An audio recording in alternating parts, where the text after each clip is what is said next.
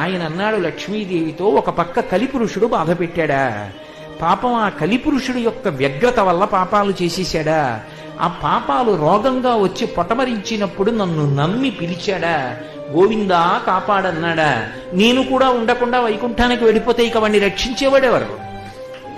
అందుకే లక్ష్మి కలియుగంలో ఏం చేస్తానో తెలుసా, తత్పాపరూపమైనట్టి ధనంబు ఈ కొండపైకు రప్పించి నిస్పృహుండనగుచు. పాపాన్ని డబ్బు మీద తీసుకుంటారు. అందుకే వెతుక్కుని హుండీ దగ్గరికి వెడతారు, ఒకటే పెట్టిన వెళ్ళి ఎంత పాపం చేశాడో అంత మొక్కుతాడు, ఆ డబ్బు పట్టుకెళ్ళి హుండీలో వేస్తాడు. నిస్పృహుండనగుచు, బాధగా చూస్తాను ఆ హుండీ వంక.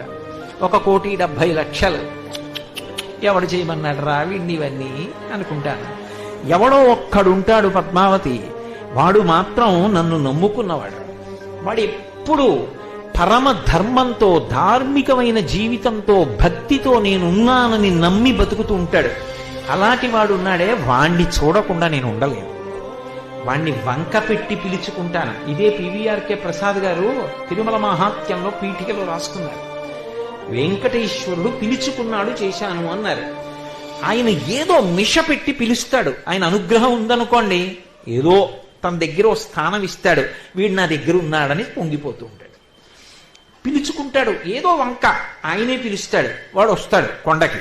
ఇప్పటికీ నాతో కొంతమంది అంటూ ఉంటారు, కొండ మీద దేవాలయంలో ఉన్న వాళ్ళే, ఒక్కొక్క రోజున స్వామివారి ముఖం వెలిగిపోతూ ఉంటుందండి. అప్పుడు మేము అనుకుంటాం కొండకెవరో భక్తులు వస్తున్నారు అని గుర్తు.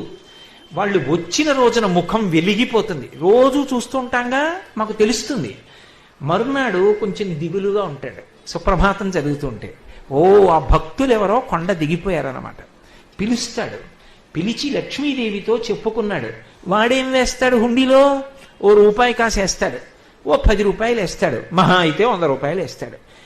లక్ష్మి వాడు ఆ డబ్బు హుండీలో వేసినప్పుడు నేను కింద చెయ్యి పెట్టి పట్టుకుంటాను, ఆ కాసు తీసి నా జేబులో పెట్టుకుంటాను. కలియుగంలో ఇక్కడ నేను ఉన్నంత కాలం నా జేబు ఖర్చు ఆ భక్తుడిచ్చిన ద్రవ్యం. నేను కుబేరుడికి కట్టేటటువంటి వడ్డీ అందులోంచి కడతాను. మిగిలినది అజ్ఞులైన జనులకి పింతు నచలమతిని.